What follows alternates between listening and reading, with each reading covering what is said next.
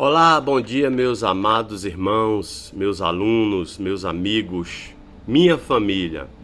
Que a graça do nosso Senhor e Salvador Jesus Cristo esteja com todos vocês. Fico muito alegre, de estar começando uma nova etapa nas nossas vidas. Ontem, o culto na igreja foi uma bênção. Nós lançamos a campanha A Videira na Minha Casa. É baseado ali no livro de João, né? João capítulo 15, onde Jesus Cristo vai dizer que ele é a videira verdadeira e o Pai é o agricultor. Ainda falando sobre esse texto, né, nós podemos entender que Jesus Cristo se compara a uma árvore. E quando ele se compara a uma árvore, que ele diz que ele é a videira verdadeira, e ele fala que nós somos os ramos, os galhos, ele está dizendo que nós só temos vida se estivermos nele, se nós estivermos enraizados nele, colados nele. O Senhor Jesus Cristo, quando se compara com a árvore, ele com certeza está dizendo que ele é a árvore da vida.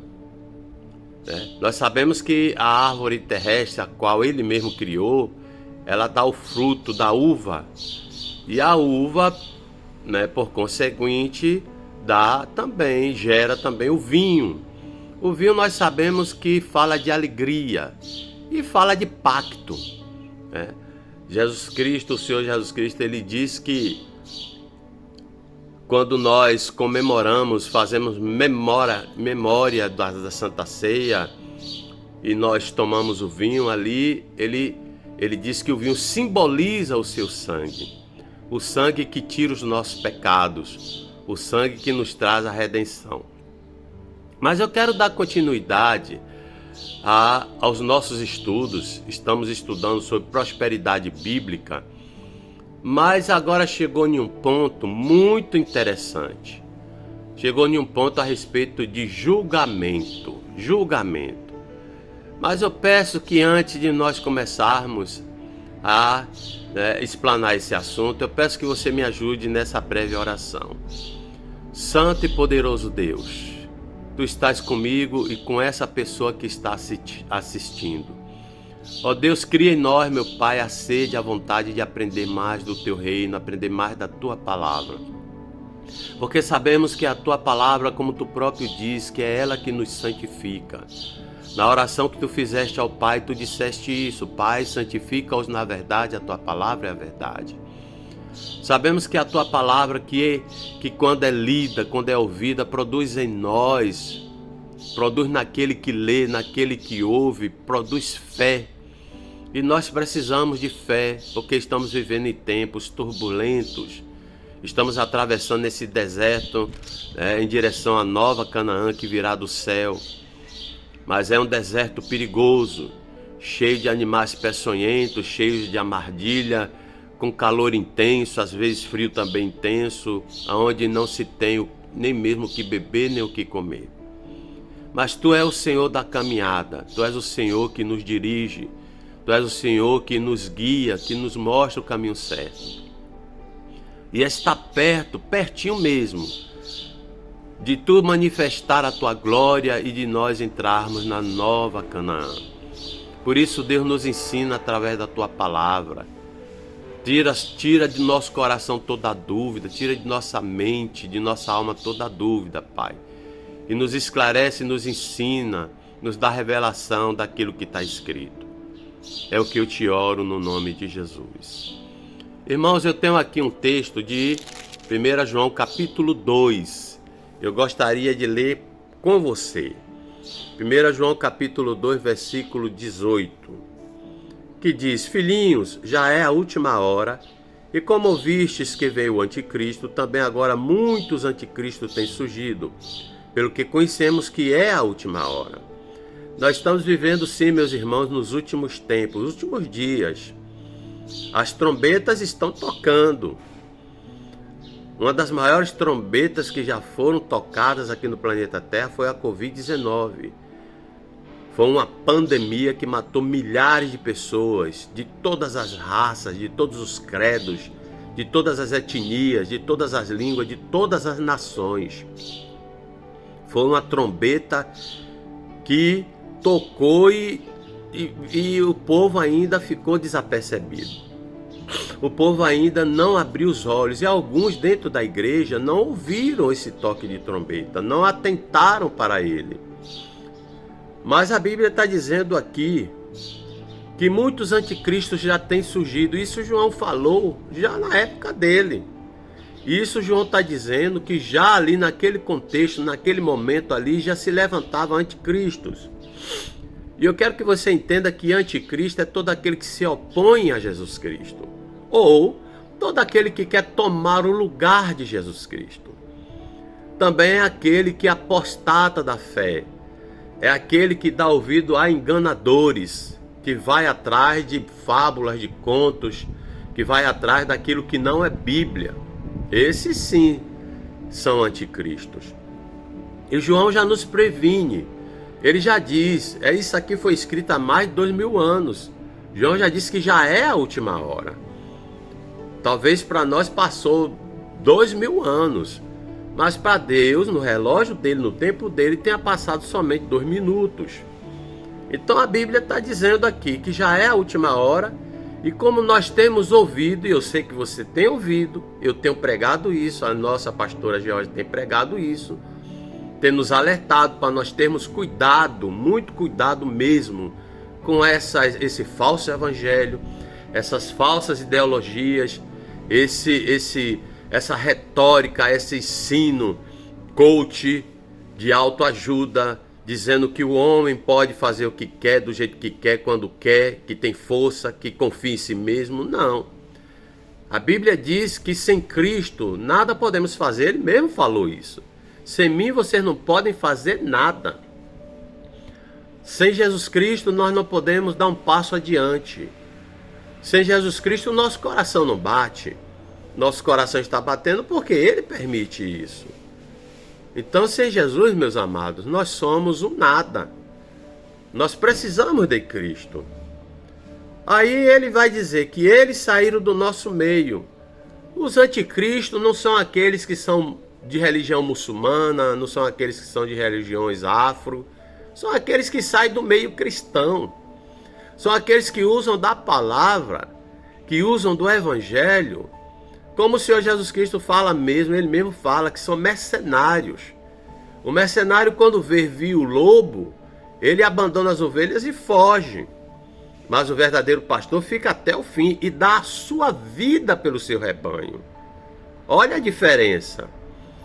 Tem pessoas aí que estão com as igrejas superlotadas, tem pessoas que têm atraído multidões. Mas qual o objetivo? Qual a verdadeira e sincera, digamos assim, o verdadeiro e sincero objetivo de uma pessoa dessa? Será que é salvar almas realmente? Eu sei que dentro dessas multidões tem muitos, mas muitos que Jesus Cristo alcançou e que são salvos.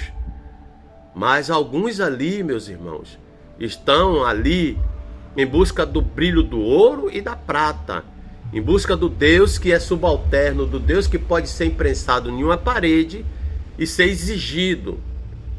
Aí João está dizendo, eles saíram do nosso meio, entretanto, não eram dos nossos, porque se tivessem sido dos nossos, teriam permanecido convosco, não abandonaria, não deixaria as ovelhas serem destruídas, não deixaria as ovelhas desamparadas. Todavia eles se foram para que ficasse manifesto que nenhum deles é dos nossos. E vós possuis a unção que vem do santo e tendes todos conhecimento. A Bíblia garante que nós temos a unção do Espírito Santo, aqueles que verdadeiramente querem seguir a Cristo e o caminho de Cristo. Jesus diz claramente na palavra dele. É algo verdadeiro, claro. Se você quer vir após mim, palavras do Senhor Jesus, se você quer vir após mim, tome a sua cruz e siga-me. E ele diz mais: todo aquele que amar a mais a pai, a mãe, a irmão, a carro, a propriedade, a riqueza, do que a ele, não é digno dele. O Evangelho de Cristo é renúncia. O Senhor Jesus Cristo nos deu exemplo. Ele deixou a sua glória no céu. Ele deixou o seu trono. Ele colocou nas mãos do Pai. Se despiu da sua divindade e se fez homem. Para pregar as boas novas da salvação. Para vir salvar o que estava perdido. E ele nos prometeu algo que se cumpriu na nossa vida. Se cumpriu na vida de todo aquele que o segue com sinceridade, de todo aquele que procura agradá-lo, obedecê-lo. Ele deixou essa promessa e essa promessa se cumpre. Vós possuem a unção que vem do santo. A unção que vem do santo é o maior presente que nós temos, é o Espírito Santo de Deus, que nos dá o conhecimento, o entendimento daquilo que nós precisamos entender, aprender, daquilo que precisa ser revelado para a sua igreja. E ele diz isso: não vos escrevi porque não saibais a verdade, antes porque a sabeis, e porque mentira alguma jamais procede da verdade.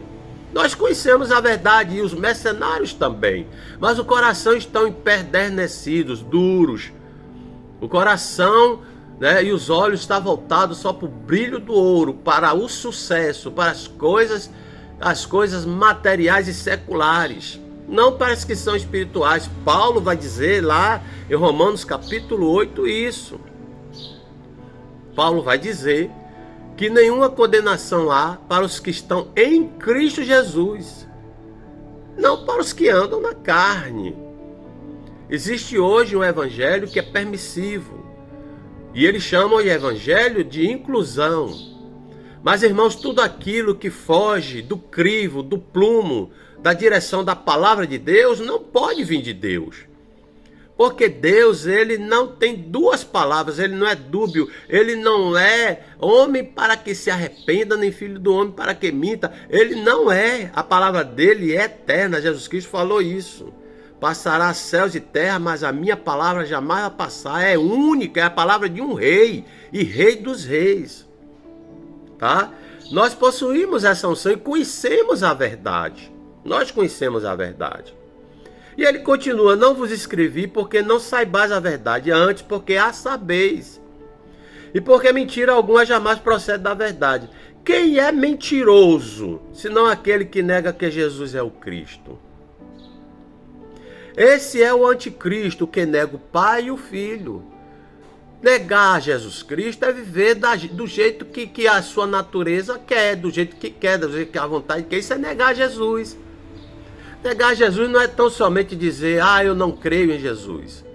Não é tão somente dizer que é ateu, não crê em Deus.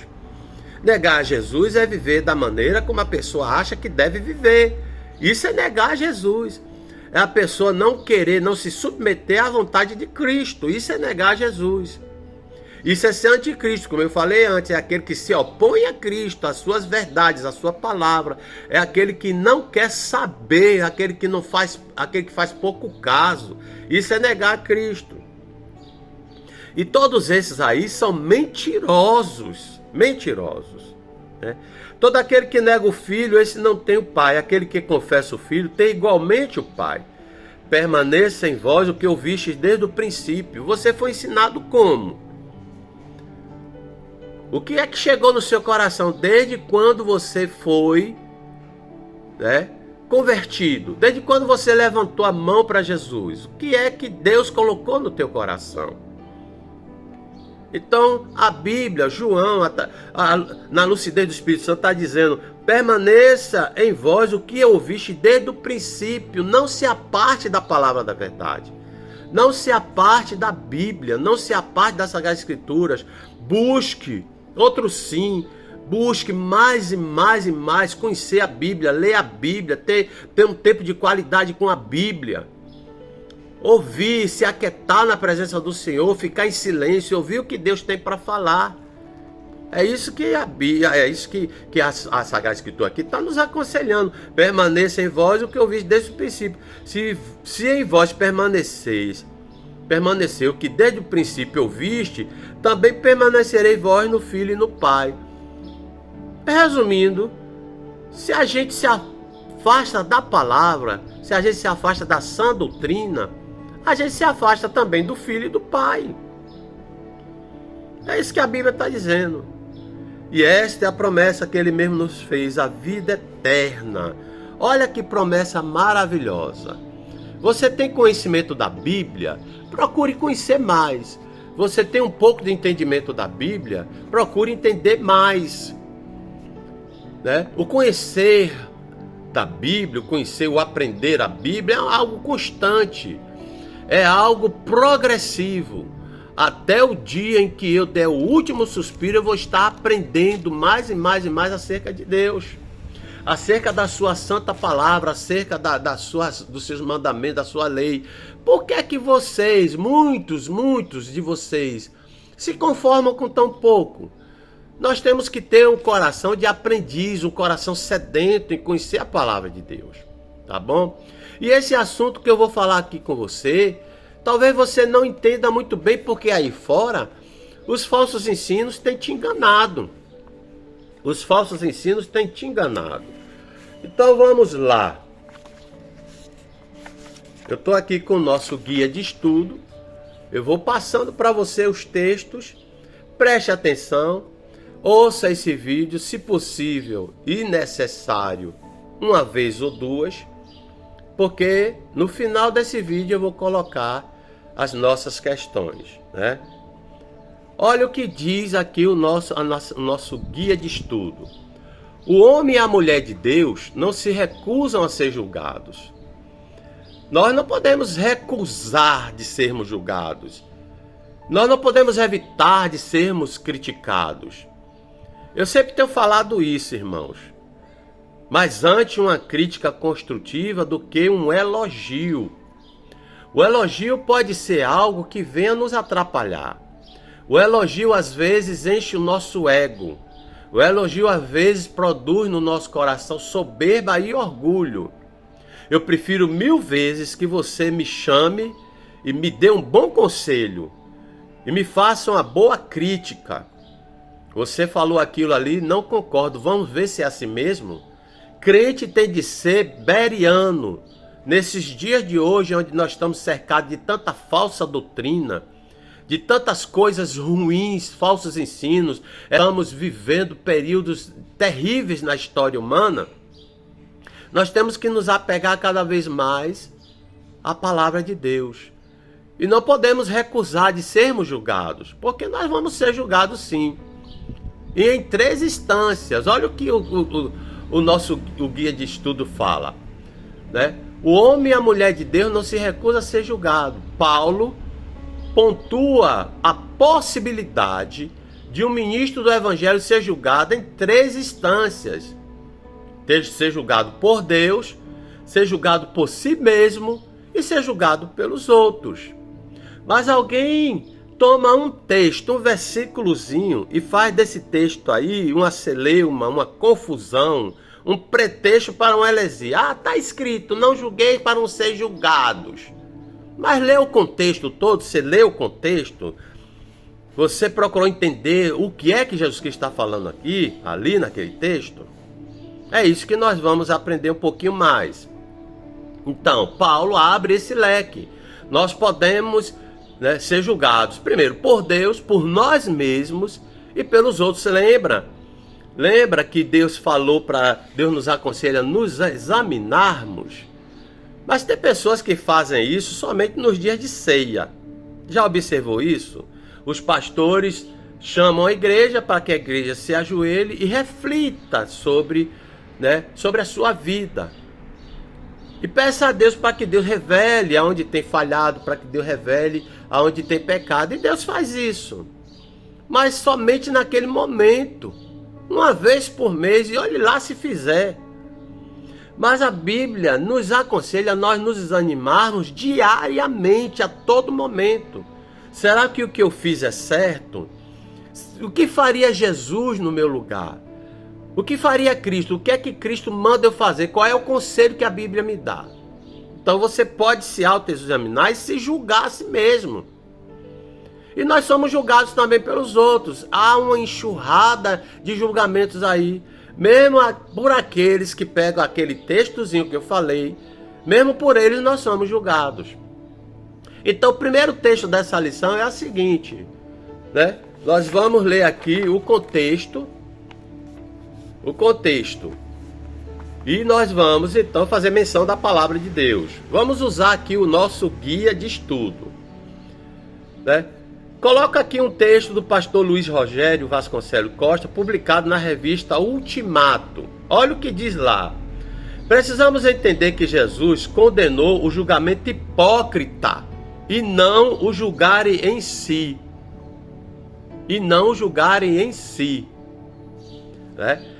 O que o texto de Mateus 7, versículo 1 a 5 diz? Diz assim: não julguem para que vocês não sejam julgados, pois com a mesma forma que julgarem, vocês serão julgados. E a medida que usarem também será usada para medir vocês. Por que você repara no cisco que está no olho do teu irmão e não se dá conta da viga que está em seu próprio olho? Como você pode dizer a seu irmão, deixe-me tirar o cisco do seu olho, quando há uma viga no seu? Aí Jesus Cristo diz: hipócrita, tire primeiro a viga do teu olho, e então você verá claramente para tirar o cisco do olho do teu irmão. Aqui, eu peguei essa palavra aqui como se fosse um conselho que Cristo nos dá. Se nós queremos ajudar ao nosso próximo, se nós queremos ser um instrumento para que o nosso próximo se conserte, para que o nosso próximo saia do caminho errado e venha para o caminho do bem, nós temos que examinar nós mesmos. Será que eu não cometo o mesmo pecado? Será que eu não cometo o mesmo pecado? Será que eu não cometo os mesmos erros? Aí Jesus Cristo chama aqueles que não se examinam, aqueles que não tiram a trave do olho, aqueles que não se se julga, aqueles que não fazem um auto-julgamento, chama de hipócrita. É isso, Deus não está dizendo que nós não podemos julgar. E Deus quer que nós tenhamos um julgamento correto. Deus quer que a gente ajude as pessoas a se consertarem, ajude as pessoas a sair do caminho do erro. Mas é necessário que eu reconheça que eu posso também estar no mesmo pecado, no mesmo erro, ou talvez em um outro pecado ainda pior. Eu não posso ser hipócrita, irmãos, mas eu posso julgar, porque quando eu julgar, eu posso até tirar daquilo ali uma lição para mim mesmo, para minha vida. E a mudança tem de começar primeiro em mim.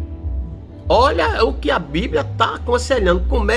Tire a viga do teu olho. Mude você primeiro. Você tem que começar a mudança em você, no seu coração. Você tem que começar a mudança dentro de você, para que você possa ajudar aquela pessoa que precisa a mudar também, mudar de rumo, se converter, seguir a verdade. É isso que o Senhor Jesus Cristo está falando aqui nesse texto. Então, será que nunca estaremos prontos para tirar o cisco do olho do nosso irmão? Será que Jesus não foi suficientemente claro ao dizer que depois de tirarmos a viga dos nossos olhos, estaríamos aptos para esse seu julgamento? Presta atenção, né?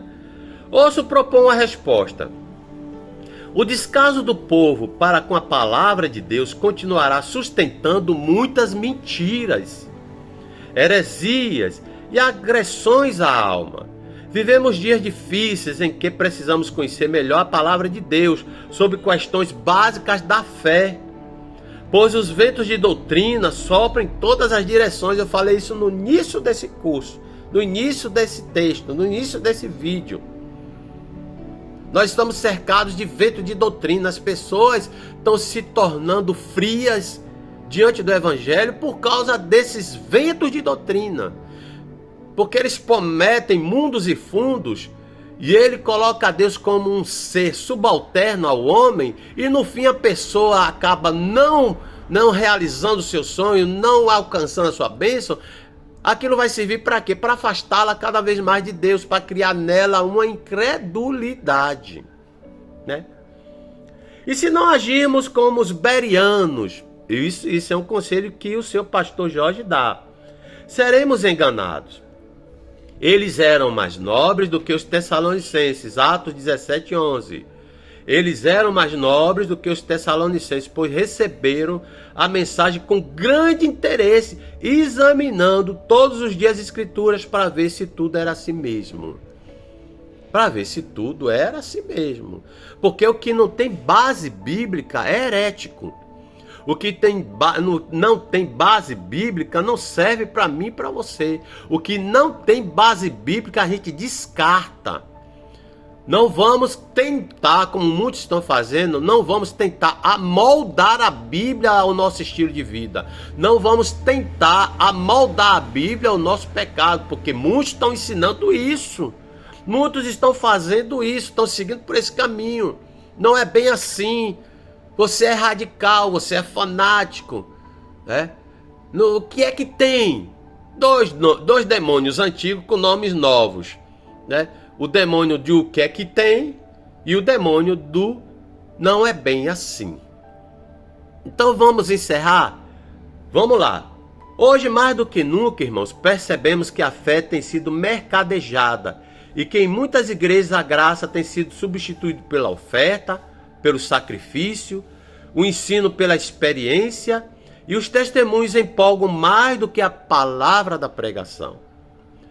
Mais facilmente se lota um auditório para ouvir o testemunho do que para participar de um estudo bíblico. Mas graças a Deus, lá na nossa igreja quadrangular, Rua São Luís, Tanque da Nação, nós temos interesse na palavra.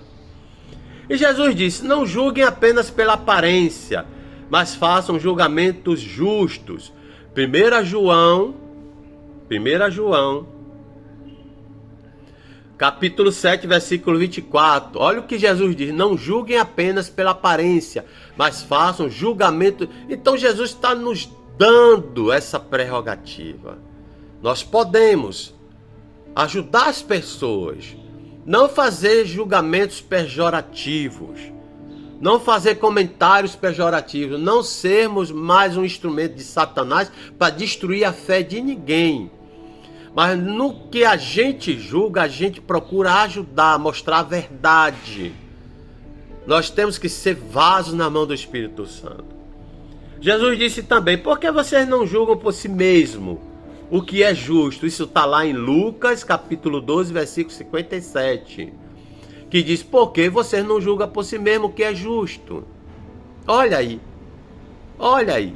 Nós temos que ser instrumentos de justiça. Bem-aventurado aquele que tem fome e sede de justiça. Justiça.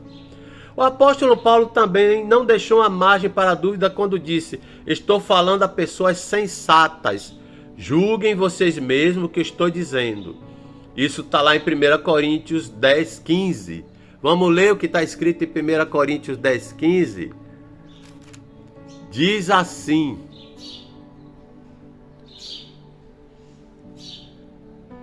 Eu estou aqui com o texto, né? 1 Coríntios 10, 15. Vamos achar aqui na Bíblia, rapidinho.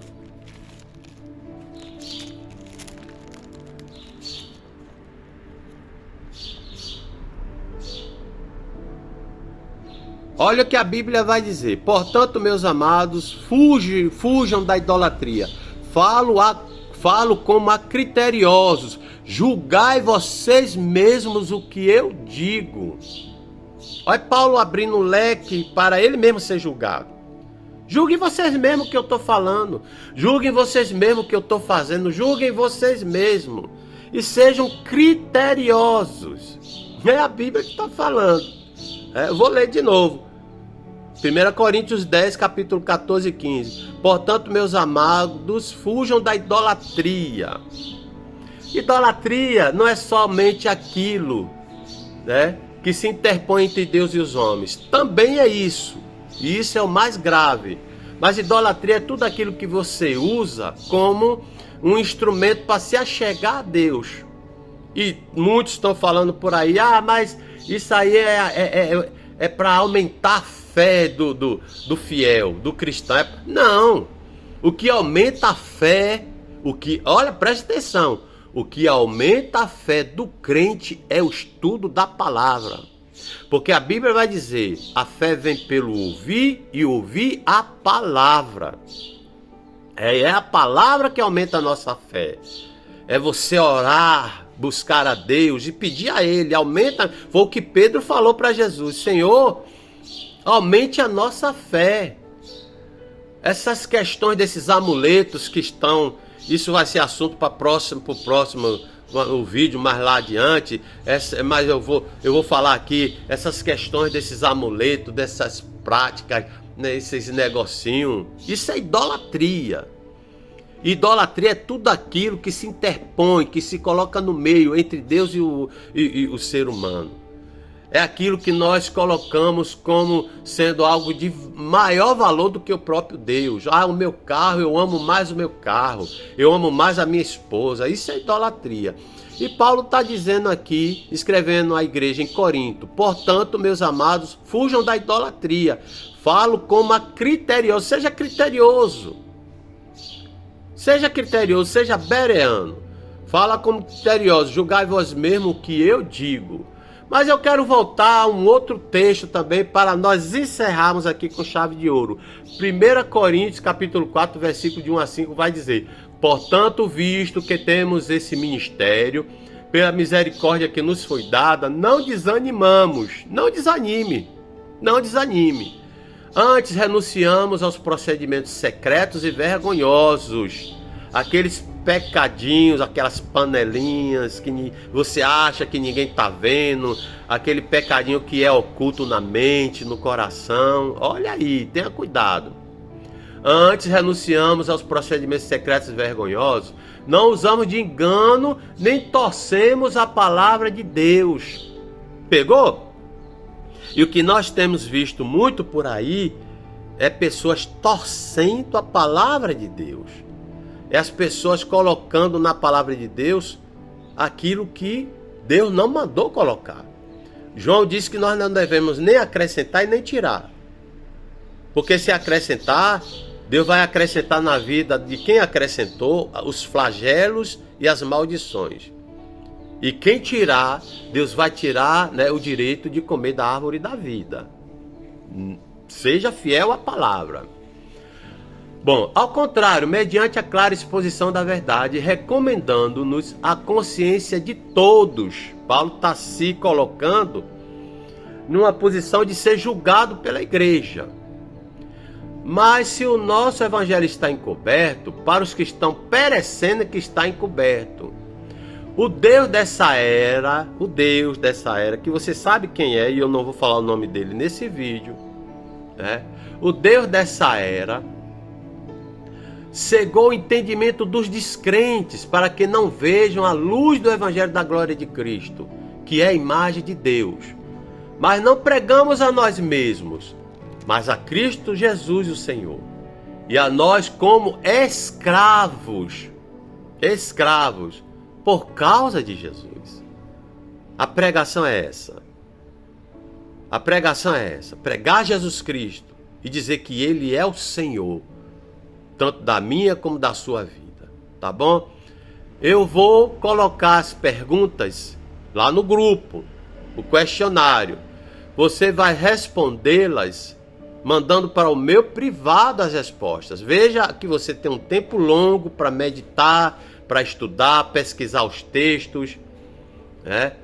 Para você ficar bem traquejado aqui, bem craque mesmo no que se diz respeito à prosperidade bíblica, né? A prosperidade bíblica. Para encerrar, Salmo 127:1 diz: se não for o Senhor o construtor da casa, será inútil trabalhar na construção. Se não é o Senhor que vigia a cidade, será inútil a sentinela montar guarda. Será inútil levantar cedo e dormir tarde, trabalhando arduamente por alimento. Precisamos de Deus em todas as áreas da nossa vida. Fique com Deus, estude, né? Seja um aluno disciplinado e você vai crescer na graça, no conhecimento, né? Você vai crescer em nome do Senhor Jesus Cristo. Até a próxima, assim Deus permitindo.